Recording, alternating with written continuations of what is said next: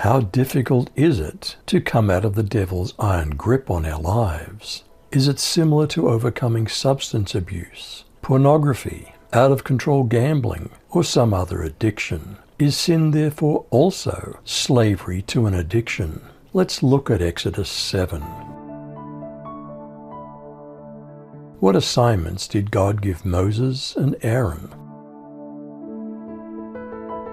So the Lord said to Moses, "See, I've made you as God to Pharaoh, and Aaron your brother shall be your prophet. You shall speak all that I command you, and Aaron your brother shall tell Pharaoh to send the children of Israel out of his land." What was God's purpose for Pharaoh and the people of Egypt? "But I will make Pharaoh's heart stubborn, so I can multiply my miraculous signs and wonders in the land of Egypt. Even then Pharaoh will refuse to listen to you. So I'll bring down my fist on Egypt. Then I'll rescue my forces, my people, the Israelites, from the land of Egypt, with great acts of judgment. When I raise my powerful hand and bring out the Israelites, the Egyptians will know that I am the Lord." Did the brothers obey God? How old were the two brothers, Moses and Aaron? Moses and Aaron did so. As Yahweh commanded them, so they did. Moses was 80 years old, and Aaron 83 years old, when they spoke to Pharaoh. Did a miraculous sign change Pharaoh's stubborn heart?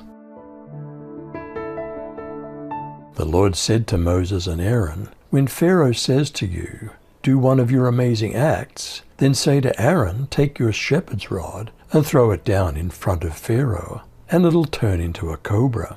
So Moses and Aaron went to Pharaoh and did just as the Lord commanded. Aaron threw down his shepherd's rod in front of Pharaoh and his officials, and it turned into a cobra.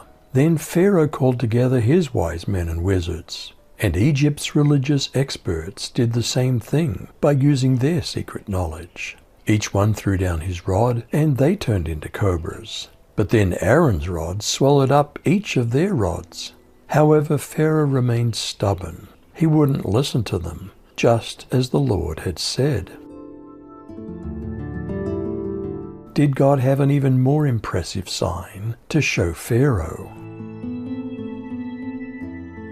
The Lord said to Moses, "The Egyptian king stubbornly refuses to change his mind and let the people go. Tomorrow morning take the stick that turned into a snake. Then wait beside the Nile River for the king. Tell him the Lord God of the Hebrews sent me to order you to release his people, so they can worship him in the desert. But until now, you've paid no attention. The Lord's going to do something to show you that he really is the Lord. I'll strike the Nile with this stick, and the water will turn into blood. The fish will die, the river will stink, and none of you Egyptians will be able to drink the water."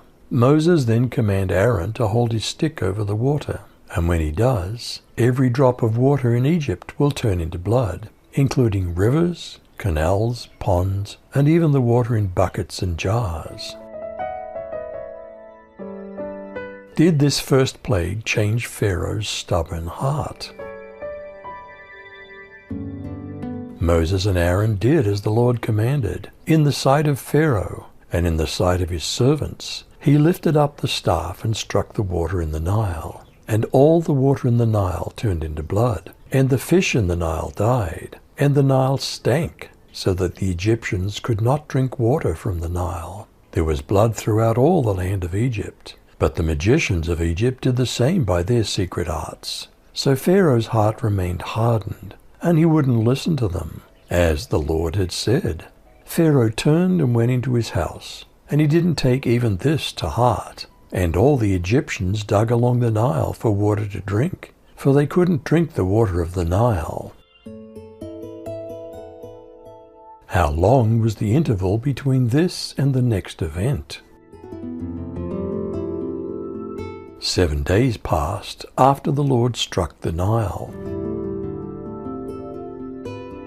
How difficult is it to come out of the devil's iron grip on our lives? Is it similar to overcoming substance abuse, pornography, out-of-control gambling, or some other addiction? Is sin therefore also slavery to an addiction? You decide.